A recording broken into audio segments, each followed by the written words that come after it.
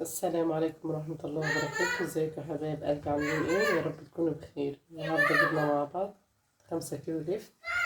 فايه انا لسه مخليه طبعا، فانا هخليه سليم زي ما هو. يا دوبك بصوا بفتح فتحة صغيرة كده اهو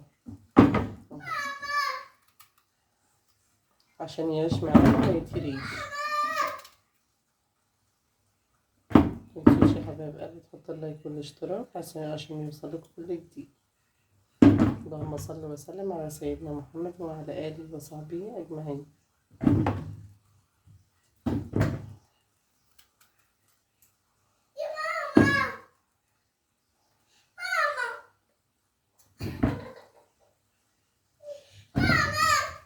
ده هيعيش لفترة طويلة معانا، ولا هيتهري ولا هيحصل له أي حاجة، لأن أنا لسه مخللة معاكم ساعة ما خللت كده، ولسه لفت عندي كتير يعني لسه مخلص.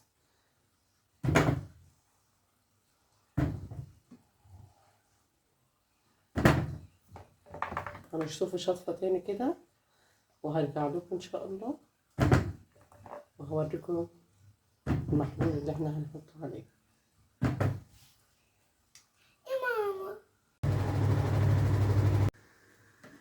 يا حبايب قلبي شطفناه وهنعمل مع بعض المحلول اللي احنا هنزوده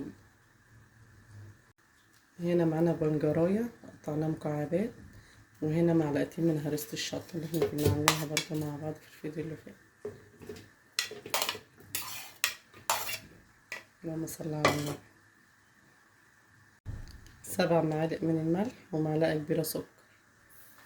السكر مادة حافظة، انا ما بحطش خل لان الخل بيخليه يتهري، وانا مش عايزاه يتهري، عايزاه يعيش يعني فترة حلوة كده.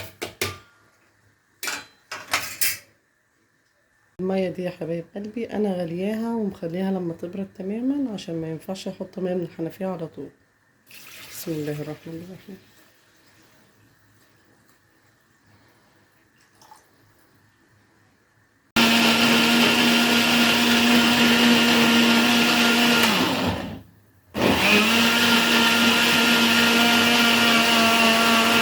اهو يا حبايب قلبي زي ما انتم شايفين، بسم الله ما شاء الله، احنا ضربنا الخليط كله مع بعض اهو.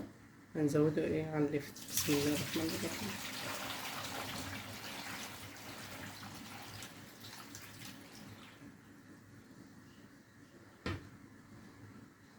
اهو يا حبايب قلبي وكده بصوا، اللهم صل على النبي. بصوا كده اللفت يكون خلص، انا ولا حطيت له لون ولا اي حاجه. مفيش احلى من البنجر يا بنات، بنجر صحي. انا ما بحبش اللون اللي بيتحط له بصراحه خالص.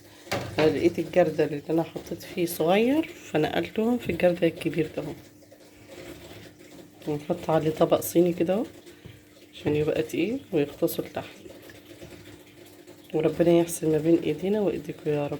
اشوفكم على خير يا حبايبي.